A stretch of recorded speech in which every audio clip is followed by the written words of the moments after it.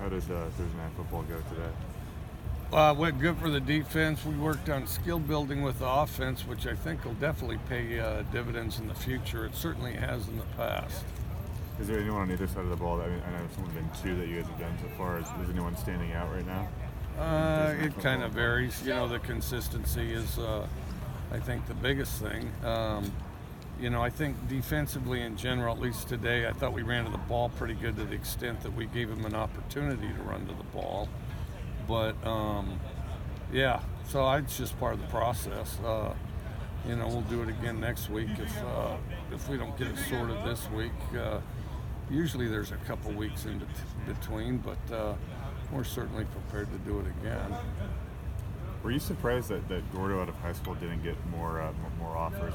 I know he was a little bit more scrawny, kind of short, and maybe wasn't the prototypical quarterback, but just the way he can throw the ball. Are you surprised he didn't get more offers and had to go the JC route? A little bit.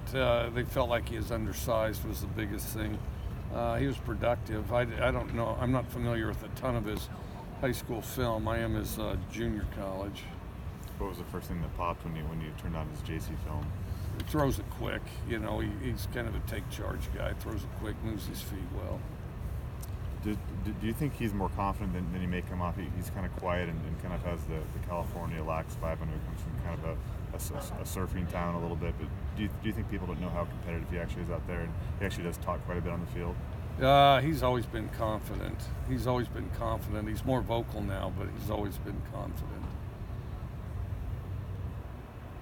Speaking of surfing, I talked to Yogi Roth the other day. He said you guys are planning a tentative surfing trip, or have been talking about it for a couple of years. Yeah.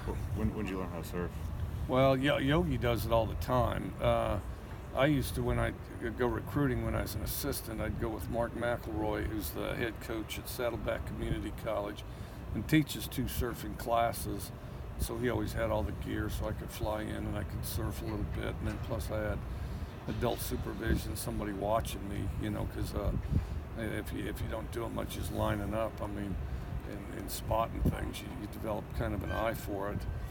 And so the first day I'd go out and I'd get beat up. The second day I'd get sore, but my timing would be better. The third day I'd do pretty well, and the fourth day I'd go home. So that's about how that thing went, and it was a cycle for a couple of years. As a matter of fact, I ought to call Mark and Yogi again.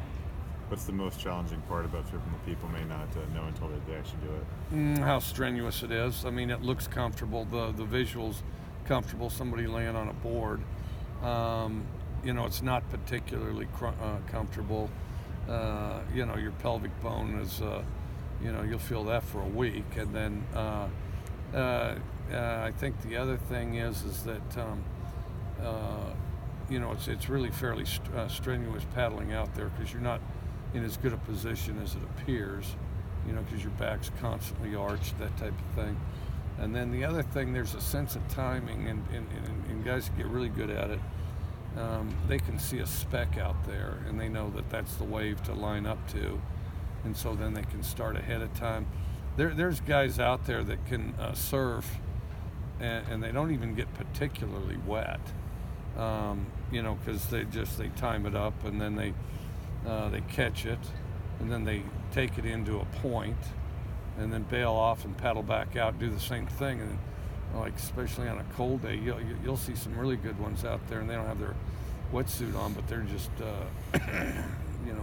good enough to get up, reel it in, and do it again without really going underwater.